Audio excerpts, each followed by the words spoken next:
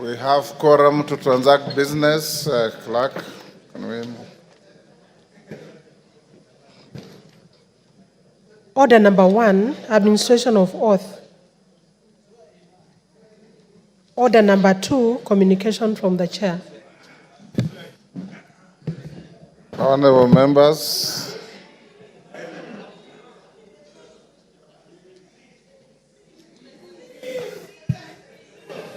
take your seats, honorable members.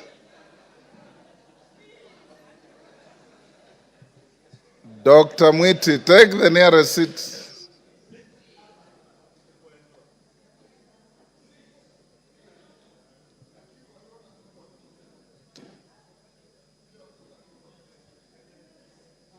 Kiplagat, take the nearest seat. Honorable members, I have 3 communications to make.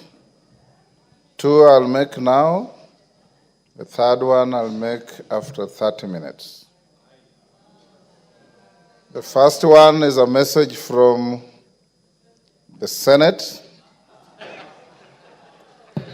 Pursuant to the provisions of Standing Order 41-4 of the National Assembly Standing Orders relating to messages from the Senate, I wish to report to the House that today, Friday, 18th October 2024, I've received a message from the Senate regarding its decision on the proposed removal from office by impeachment of His Excellency Gachagua EGH as Deputy President of the Republic of Kenya.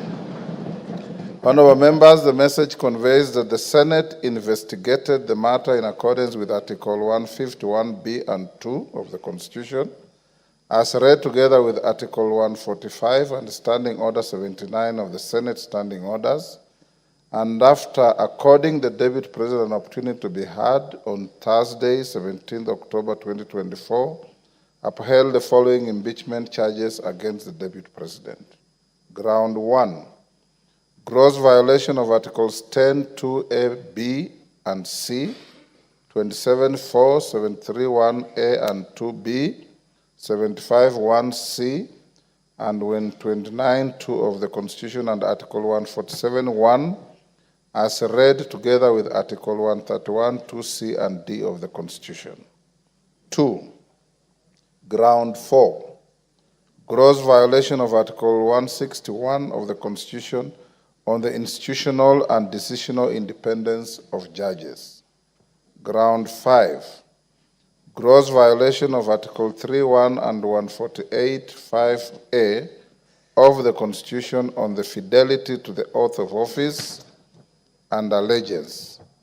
Ground 6, serious reasons to believe that His Excellency the Deputy President has committed crimes under Sections 13(1)(a) and 62 of the National Cohesion and Integration Act. And ground 9, gross misconduct that is incompatible with the high calling and dignified status of the office of the Deputy President and a member of the Cabinet and the National Security Council.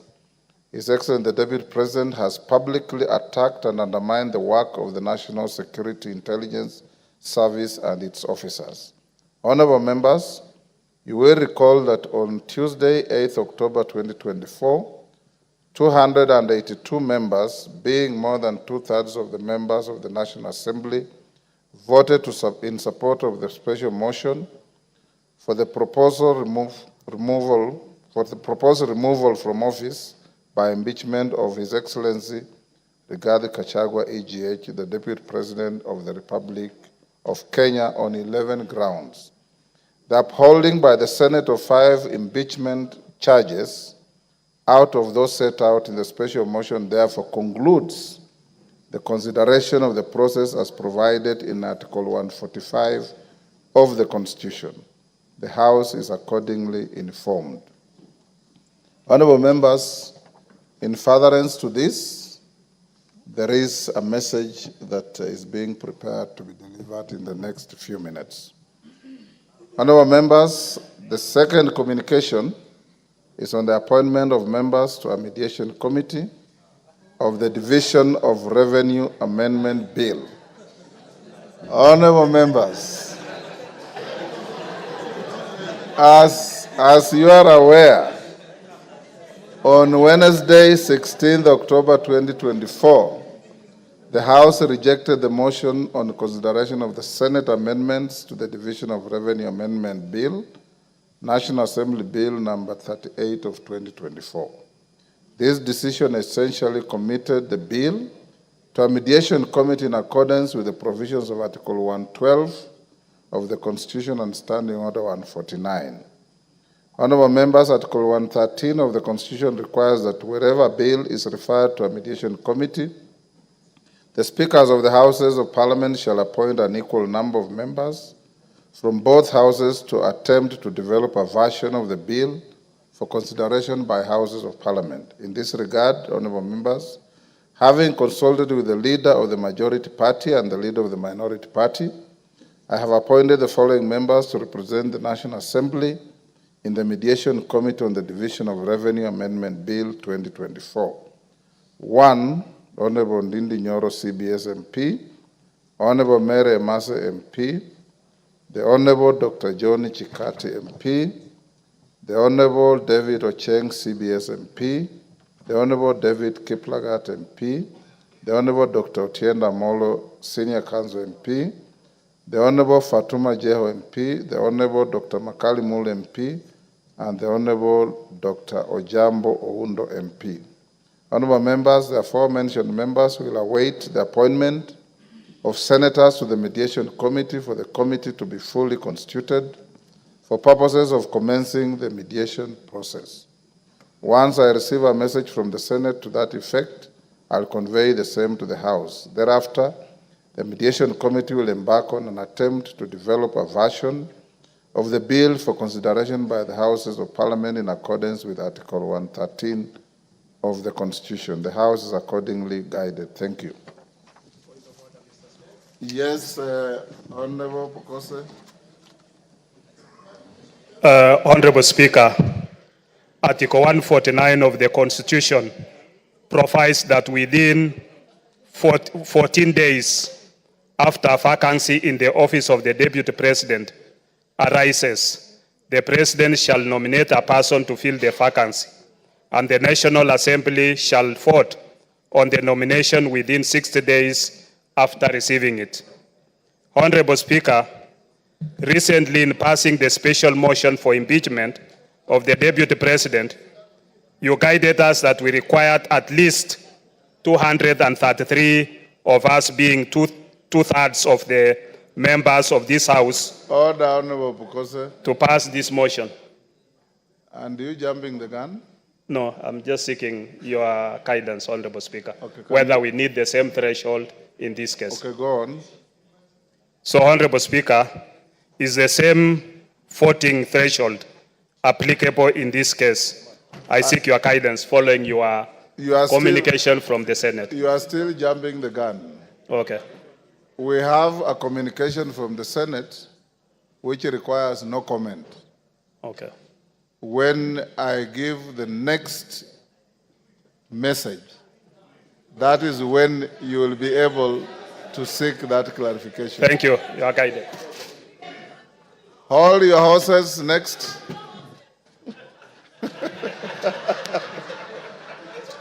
But if you have no horse, hold your mule.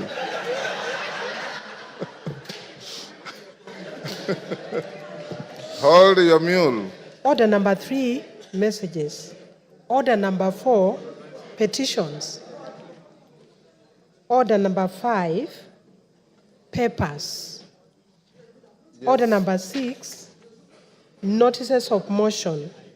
Order number 7, questions and statements. Yes, Honorable Wamboka. Honorable Speaker, yesterday you guided that today morning the chairman of Education Committee was supposed to bring a response with regard to opening of Moi University Kindly, I seek your indulgence, Honorable Chair, so that Which chair? the Chair, Meli. Yes. So, Honorable Speaker, I seek your indulgence so that we can have that university opened. Thank you. Honorable members, that two chairmen are directed to bring preliminary statements this morning. Honorable Meli on Moi University, and I think Raso, did I also direct you to bring something? Let's start with Meli. Thank you, Honorable Speaker. Honorable Speaker, I stand here to respond to your direction yesterday that indeed Moi University is in a crisis, and as I submitted the statement from Honorable Omboka on the issue of the university. However, Mr. Speaker, I received a response which is very inadequate, and it could not address the issues that Honorable Omboka and this House demanded from the Ministry of Education, and more importantly from the PS. And therefore, Honorable Speaker, it would not be good that I redirected again that all the salient issues that were raised in the statement be addressed, because it was such a generality that it could not address those particular issues.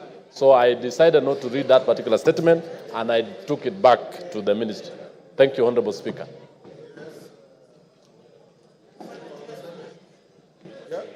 Yeah. Is it on the same issue? Yes, I wanted to. Go ahead. Yes.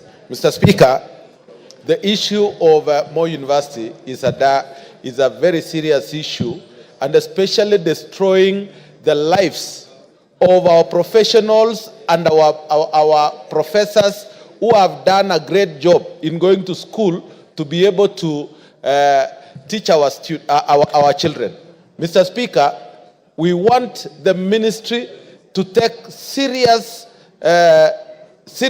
this matter, because taking it lightly, and yet we are talking about the lives of people who are working there. They have lost their pensions, they don't have an increment of salaries, and they have been put on CRB. Almost all lecturers who took loans, the university is not paying. So we need that thing resolved as soon as possible, Mr. Speaker. Thank you. Cases. Yes. Thank you so much, Mr. Speaker. I rise knowing that Keses constituency is where Moi University is situated. And as we seek the information through the Chair of Education, I wish to reiterate an issue that has not been talked about for quite some time, that Moi University, being the only second university in the Republic of Kenya, has facilitated establishment of more than 9 other universities, fully pledged universities. And in the process of establishing, most of the resources then that were earmarked for Moi University all were generated under ITU, especially during the parallel self-sponsored program, were utilized to establish these universities. And no discussion since then have been brought forward to ensure that Moi University is compensated back to where it was before. And I want to raise this one, that the committee, as they are looking at, they should also be able to tell us how much resources were channeled out or were siphoned out to establish the other universities, and no discussion has been discussed to ensure that Moi University is reinstated back to where it was. Order, Meli, you are out of order. A university opening another campus elsewhere does not amount to siphoning money. It's expansion, and it's a program that grows education. How does that become siphoning money? Thank you. Maybe, okay, I withdraw that statement. But Yes. still, the point here, Mr. Speaker, is that the Committee on Education should be able to come up and inform this Honorable House what shall then be done. I know for a fact Yes. that Moi University produced Kakamega Most University. That Most then produced Kibabi. That has nothing to do with siphoning money at all. Yes, Ocheng? Yes. Ocheng? The Honorable Speaker, the issue of Moi University is so disheartening, Mr. Speaker. Mr. Speaker, that the university is closed and there's no urgency. There is no effort towards reopening it immediately, Mr. Speaker. It's a scandal. Mr. Speaker, as the ministry and as the committee concerned brings a proper statement to this House, Mr. Speaker, could they tell us the root cause? If it is tribalism, let us be told so that that is sorted out. If it is ethnicity, if it is bad management, let us be told that that is sorted out. If we will not run that university if you don't get to the root cause of the problem, Mr. Speaker. Mr. Speaker, it's such a deep rot that any assuaging or any boil lancing will not help. Let's get to the root of the matter, Mr. Speaker. Let the committee dive into this matter and deal with it squarely. But as when they are teaching, Mr. Speaker, could we get a date, a definite date, when the children, the students will go back to school, Mr. Speaker? Thank you. Deputy Speaker. Thank you, Honorable Speaker, for allowing me to be able to speak on this point. The issue of Moi University is very simple and it's in public knowledge. Moi University was one university. Then what it did is it took loans and invested in building a satellite university, which is now Eldoret University. It also built Maseno. It also built another one in Karatina. It also and other places. So what happened is they put in their resources into those universities. Then unfortunately for them, those universities received charters and became independent and went with their money. And therefore they were left with no resources at all. Then what happened is that those universities, once they received their own charters, they decided to hire their own human resources and sent back all the employees back to Moi University. So Moi University now is left with human resource glut that is full over there. They also have debts that they are not able to pay. And so the only way to save Moi University is for the National Treasury to agree to put in resources, pay off the debts, and recapitate Moi University. Another challenge with Moi University is it has a capacity of 14,000 students. But at the moment, under the COOPS program, they only get 5,000 students. With 5,000 students, they are not capable of being able to run, even to break even. They need a minimum of 10,000 students to be able to receive sufficient resources to be able to run the university. So we need to just look at it pragmatically and decide that money has to be put into Moi University for it to come back on its feet. Thank you, Honorable Speaker. Is that Nabi? Nabi Nabwera? Thank you, Mr. Speaker. I have 4 points to make on Moi University. And I'm making this point as an alumni of Moi University. Point number 1. Yes, of Moi University. Point number 1, Mr. Speaker, unless we address the governance issues in Moi University, we are lying to ourselves. The issue about Moi University is governance. Number 2, Mr. Speaker, it is very disheartening that Moi University, with more than 3,000 hectares of land, which one of us in here has taken over and is stealing that land without paying Moi University. Truth be told. Number 3, the assets of Moi University. Order, Nabi Nabwera. That general statement casts aspersions. Take your seat. Casts aspersions on the entire House. When you say one of us in this House, order members. Order. Rindikiri, take your seat. When you say one of us in this House is tilling 3,000 acres of Moi University, one of us includes the Speaker. I am not doing any such thing. Yes. I'm doing no such thing. So you must be responsible for what you are saying.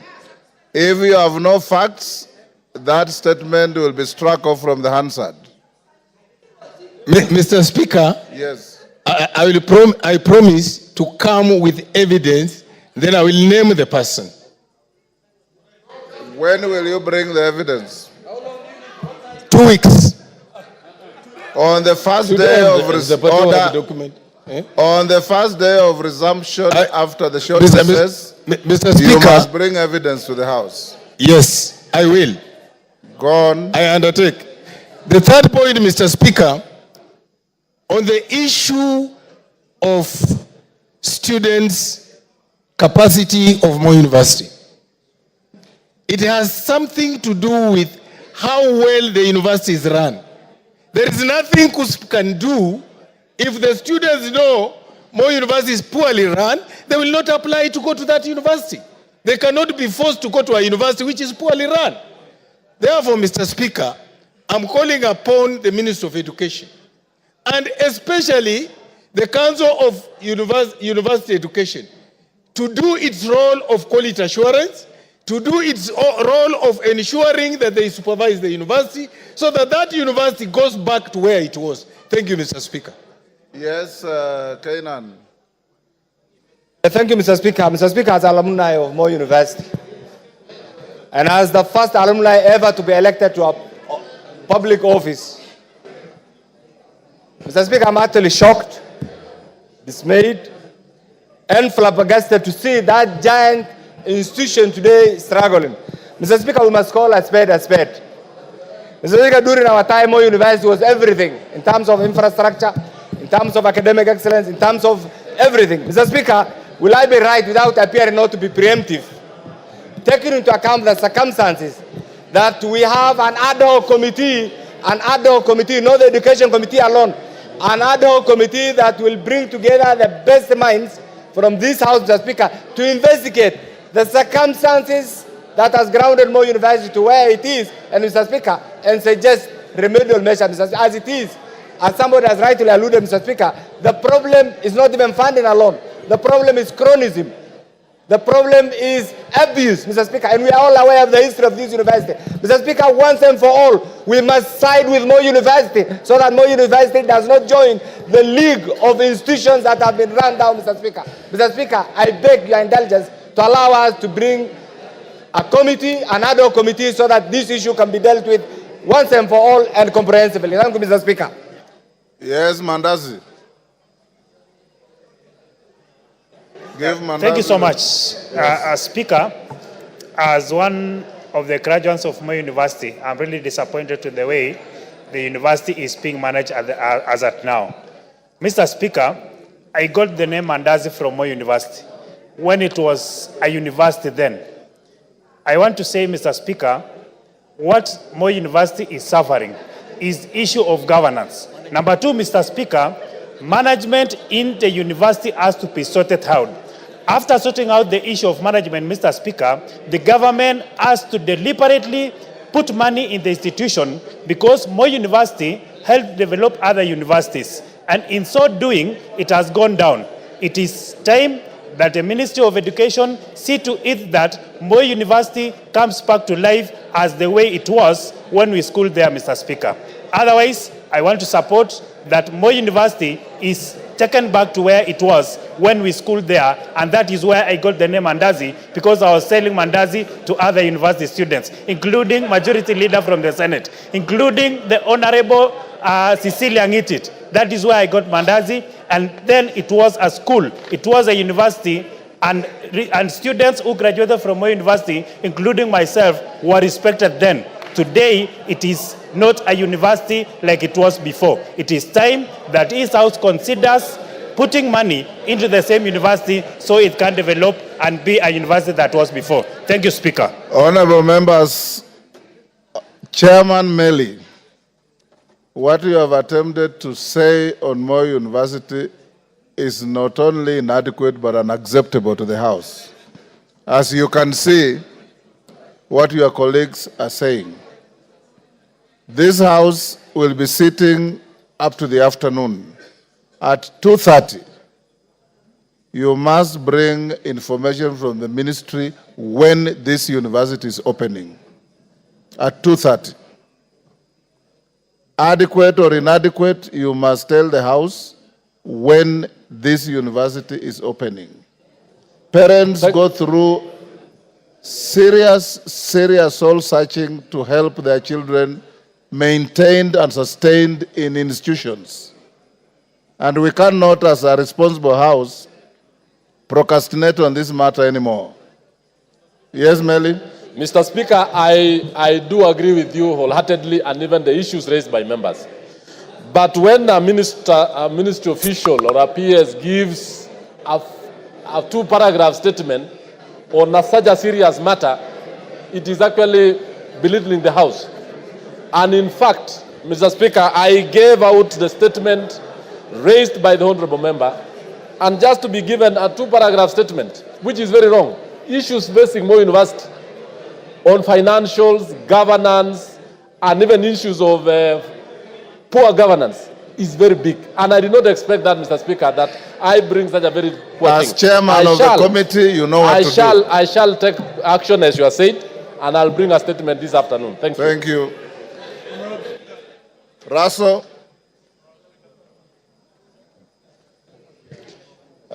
Thank you very much, Honorable Speaker. Honorable Speaker, the statement that was raised yesterday by Honorable Chonga from the floor of the House, there is enough evidence that what the Honorable member raised, the county commissioner, the DCCs, all of them are aware. And indeed, that family, because they don't have enough, the man who had the resources had to throw them out of that land. So it has been confirmed to that extent. Is Chonga in the house? Is Ken Chonga in the house? That was his statement, right? Yes. So for that reason, Honorable Speaker, the task that you gave me is that the county commissioner and the DCC are going to sit this morning, and they are going to deliberate on this matter as far as removal of that family from their land is concerned. But what they have also confirmed, the matter is in court. What everybody was wondering is how the family was thrown out of their homestead. So for that reason, the ministry and the county commissioner is seized of that matter, and in the next 1-2 days, they are going to give us feedback that the family is restored back to their homestead. That is what we have gathered so far, Honorable Speaker, but we will also not leave it to that, we will follow it up. Thank you, Honorable Speaker. Honorable Ken Chonga is not in the house, so we'll leave it there. Yes, Chairman. I know my very able chair had actually made the preliminary report on the same, but I've just got the information or the report from the ministry that the report can be even ready as this afternoon. Yes. You'll deliver a statement in the afternoon? Yes. Excellent.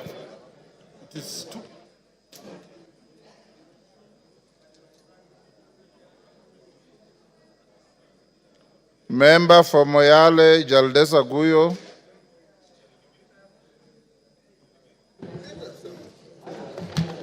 Thank you, Mr. Speaker. Honorable Speaker, pursuant to the provisions of Standing Order 44-2C, I rise to request for a statement from the chairperson of the Departmental Committee on Internal Security and National Administration regarding the reopening of Illo gold mine in the Bale Moyale constituency. Honorable Speaker, in 2023, the residents of Moyale discovered traces of gold in the Illo area of Dabel, Marsabit County, following a prolonged drought from 2021 to 2023, during which pastoralists lost more than 80% of their livestock. The discovery of the Illo gold mine offered a new lifeline and an alternative means of livelihood for the community. However, in March 2024, a disagreement between two artisanal miners resulted in the tragic loss of lives. Consequently, the Ministry of Interior and National Administration ordered a 30-day closure of the gold mine, citing insecurity and the absence of proper administrative and administrative structures to manage the site for the welfare of the community and other stakeholders. Honorable Speaker, since the closure, several positive developments have taken place, Community organizations have transformed into cooperatives to oversee the administration and management of their natural resource. Unfortunately, it's alleged that some members of the security agencies have begun engaging in illegal mining activities in the area, providing misleading response to justify the continued closure, thereby excluding the residents and benefiting from the residents from benefiting from the situation. In September 2024, Marsabit County leaders met with the Cabinet Secretary for Ministry of Interior and National Administration to discuss the reopening of the illegal gold mine and other security concerns. Although there was an unanimous agreement to reopen the mine, just 2 weeks later, the Cabinet Secretary extended the closure by another 30 days, further disadvantaging the local community. Honorable Speaker, it's against this background that I request for a statement from the Chairperson of the Departmental Committee on Internal Security and National Administration on the following. One, a report on the status on progress toward the reopening of the illegal gold mine. Number two, actions being taken by the Ministry of Interior and National Administration to facilitate the reopening of the illegal gold mine, along with the implementation of necessary administrative and security structures to safeguard lives, property, and the welfare of the local community. And finally, efforts to ensure that the cooperative established by the residents are recognized by the as the legitimate artisanal miners. Thank you, Mr. Speaker. Order, honorable members. Clerk will go back to order number 3. Order, members, take your seats. Order number 3, messages. Members on their feet, take your seats. Order, honorable members, take your seats. Honorable members, I have a message from the President on the nomination of Professor Kithure Kindiki, EGH, to fill the vacancy in the office of the Deputy President of the Republic of Kenya. Order. Order, members. Honorable members, pursuant to the provisions of Standing Order 42.1, I wish to report to the House that today morning I have received a message from His Excellency the President regarding the nomination of Professor Kithure Kindiki, EGH, to fill the vacancy which has occurred in the office of the Deputy President of the Republic of Kenya following the impeachment of the previous office holder. Honorable members, as you are aware, Article 149(1) of the Constitution provides as follows, and I quote, "Within 14 days after vacancy in the office of the Deputy President arises, the President shall nominate a person to fill the vacancy, and the National Assembly shall vote on the nomination within 60 days after receiving it." Honorable members, as you are aware, for a person to hold the office of Deputy President, the person must meet the requirements specified in Article 148, as read together with Article 137 of the Constitution. In the message, His Excellency the President indicates that as a prerequisite to the nomination, he sought and received confirmation from the Independent Electoral and Boundaries Commission, IEBC, that the candidate is qualified to vie for election as a member of Parliament in accordance with Article 137(1) of the Constitution. Further, His Excellency the President confirms that he has sought and received clearances from the following institutions with respect to the candidate. 1, the Kenya Revenue Authority, KRA. B, the Ethics and Anti-Corruption Commission, EACC. C, the Directorate of Criminal Investigations, DCI. D, the Higher Education Loans Board, HELB. And E, the Commission for University Education. Honorable members, in a testament to the foregoing, His Excellency the President has annexed the following documents in relation to his nominee. A, certified true copy of his certificate of birth. B, certified true copy of his national identity card. C, certified copies of his university degrees and other academic certificates. D, certification of foreign university degrees by the Commission for University Education. E, passport size photograph. F, curriculum vitae and testimonials. G, confirmation of compliance with Article 137 of the Constitution from the Independent Electoral and Boundaries Commission, IEBC. H, confirmation of citizen status by the National Registration Bureau, Office of the Registrar of Persons. I, confirmation of membership status in a political party from the Office of the Registrar of Political Parties, ORPP. J, policy party membership confirmation from the United Democratic Alliance, UDA. K, Chapter 6 of the Constitution, statutory clearances on leadership and integrity from 1, tax compliance certificate, Kenya Revenue Authority. 2, Ethics and Anti-Corruption Commission. 3, certificate of good conduct from the Directorate of Criminal Investigations, DCI.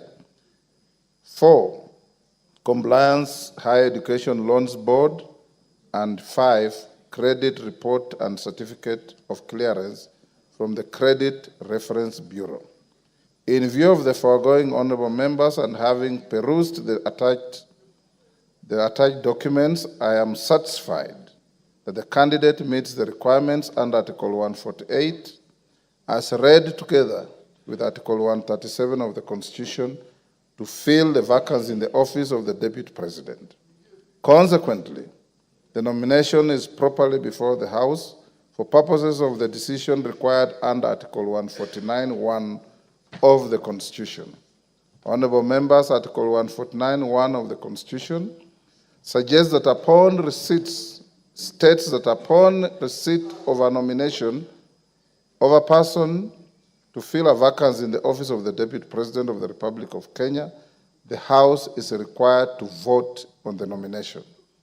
Considering that the House is scheduled to proceed on recess at the rise of the House this afternoon, I'll convene a meeting of the House Business Committee immediately hereafter to deliberate on the next steps to be taken by the House. Thereafter, I will guide the House on the decision of the House Business Committee, and the House is accordingly guided. I thank you. Yeah, because now you are properly seized. You can put your... Thank you, Honorable Speaker. Honorable Speaker, Article 149 of the Constitution provides that within 14 days after a vacancy in the office of the Deputy President arises, the President shall nominate a person to fill the vacancy, and the National Assembly shall vote on the nomination within 60 days after receiving it. Honorable Speaker, recently in passing the special motion for impeachment of the Deputy President... Order, Wanjala, he is on a point of order. So, Honorable Speaker... Order, Wanjala, what is it?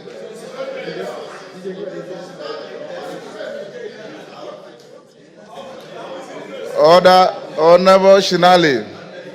Order, Honorable Shinali, will you be upstanding? You are not properly dressed. You go and dress in a proper manner and come back. Who else?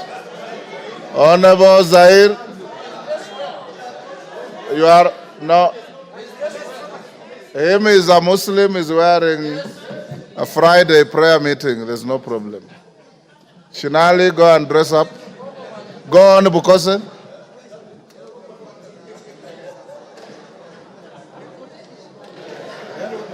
Honorable Speaker, recently in passing the special motion for impeachment of the Deputy President, you guided us that we required at least two-thirds, that is 233 members, of us being two-thirds of the House to pass the motion.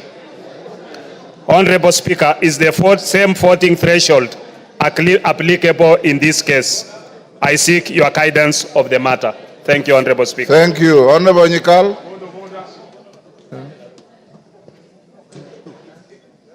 Yes, Milemba. Honorable Shinali, retreat quietly and dress up and come back. Thank you, Honorable Speaker. Honorable Speaker, the business before this House is one which requires us to vote on the nomination of a person to fill a vacancy in the office of the Deputy President in terms of Article 149 of the Constitution. Honorable Speaker, as is a practice before the House takes a vote on a matter, members are accorded an opportunity to debate and give their views on the business before the House. Honorable Speaker, to this end, I seek your guidance on whether we shall be given an opportunity to debate on the nomination and give our views. Thank you, Honorable Speaker. Wangwe. Thank you, Honorable Speaker. Honorable Speaker, I rise to seek your guidance on whether this House will be required, Honorable Speaker, to undertake the vetting and approval process as required by the Public Appointments Parliamentary Approval Act. Number two, Honorable Speaker, of my concern is that, Honorable Speaker, Article 124, particularly subsection 4 of the Constitution, provides that when a House of Parliament considers any appointment for which its approval is required under the Constitution or an Act of Parliament, the appointment shall be considered by a committee of the relevant House, and the committee's recommendation shall be tabled in the House for approval. Honorable Speaker, in your communication, you have not given us indication on how you are going to handle that process. Maybe, Honorable Speaker, you can guide me on how you intend to handle it. Thank you, Honorable Speaker. Thank you. Jen Kakiri. Yes, member for Laikipia. Thank you, Honorable Speaker. Honorable Speaker, you've just conveyed a message from His Excellency the President on the nomination of Professor Kindiki to fill the vacancy of the office of the Deputy President, which occurred yesterday, to fill the vacancy of the office of the Deputy President, which occurred yesterday following the conclusion of the impeachment proceedings at the Senate. Honorable Speaker, we are now here to vote on the nomination as required by the Constitution. Honorable Speaker, could you please guide the House on whether we are acting within the constitutional deadline, and is it in order for the nomination to happen today after receiving the notification from the President today? Thank you, Honorable Speaker.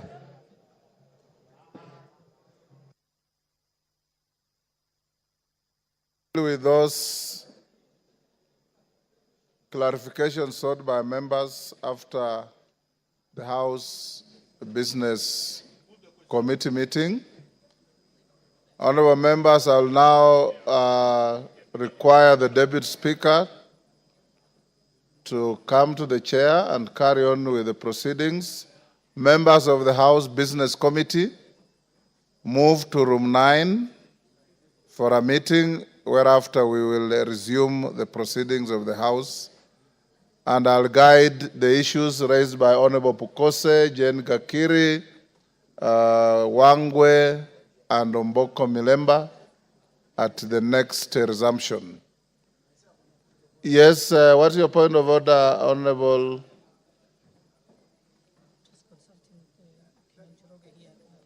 Thank you, Honorable Speaker. Honorable Speaker, I want to join my very good friend, the Honorable Pukose,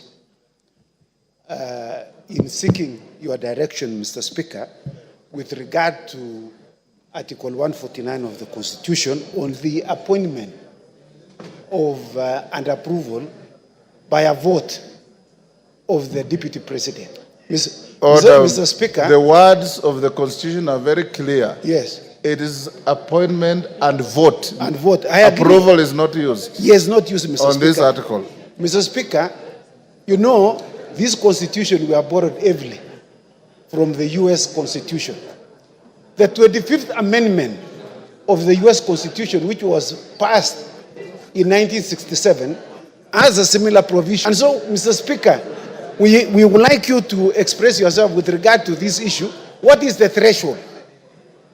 On the removal of the Deputy President is 2/3. So is the approval or by vote of the Deputy President 2/3? Because it's not provided in the Constitution. Honorable Chepkonga. Yes. If you are paying attention, you are saying exactly what Bukose said. Oh, I'd walked And you are out. sitting next to him. No, I walked out, Mr. Speaker. Yes. I walked out. So Word for word, what you are asking me to say. He has stolen from me, Mr. Speaker. Yes. Yes, Wamboka. DK, if you want to catch the speaker's eye, there's no provision for you to stand up. You sit and I'll give you. Yes, Wamboka, member for Bumula. Honorable Speaker, as you are aware, Article 118 of the Constitution requires this House to facilitate public participation in its legislative and other business of the House. Honorable Speaker, the issue of public participation is a sensitive matter which has often attracted debate and court challenges. Indeed, our recent experience in considering the special motion for removal of the Deputy President made us even appreciate better the need for public participation. Honorable Speaker, with this in mind, please guide this House on whether we shall be expected to conduct public participation in voting for the nomination to fill the vacancy in the office of the Deputy President. Thank you. DK. Thank you, Mr. Speaker. I'm rising on a point of order, still on the same issue that I need your guidance. Looking at His Excellency the nominee, we just vetted not more than 2 months ago, and that implies not more than 6 months ago. And the questionnaire that is expected is still the questionnaire that we used. Why don't we use the same motion and we use the same output and we just put the motion and we put the question and we finish today? Thank you. Daud. Yes. Thank you, Mr. Speaker. Mr. Speaker, it's great that Honorable Kindiki Kindiki has been nominated by the President. My question is, Mr. Speaker, will IEBC have to be involved as the same was done during the election, or it is not a factor in this case? While I congratulate Kindiki Kindiki for nomination. Donya, what is it? Mr. Speaker. On the same issue? Yeah, on the same issue. Go ahead. He's saying that we use the same questionnaire that he used as the interior for the position of the Deputy President. He's incorrect because you cannot use the same questions when it is a different docket. He's out of order. Thank Mr. you for Speaker. helping the Speaker. Yes, member for Langata.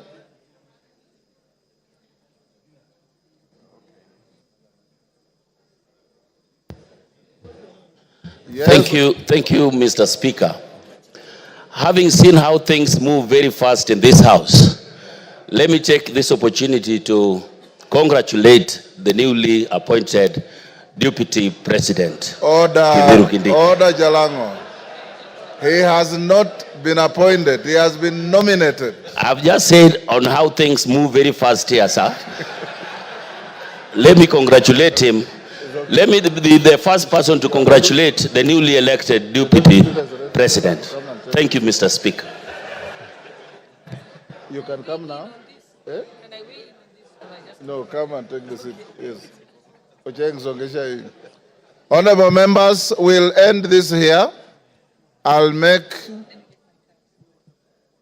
some reasoned direction on those issues raised. I will now ask all members of the House Business Committee, Kainan and your team, to move to room 9 for a meeting. And the Deputy Speaker will go on with the statements I had not given direction on the member for Moyale's statement. It's committed to the committee responsible and to bring a response in 2 weeks.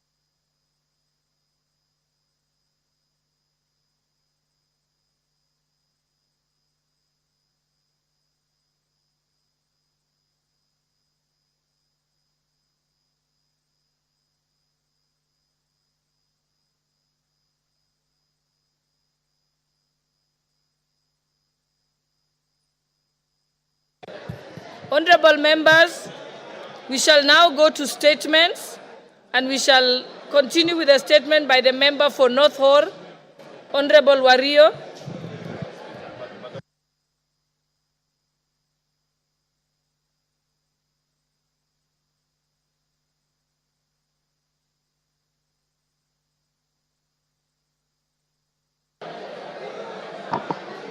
Thank you, Honorable Speaker. Honorable Speaker, pursuant to the provision of Standing Orders 44(2)(c).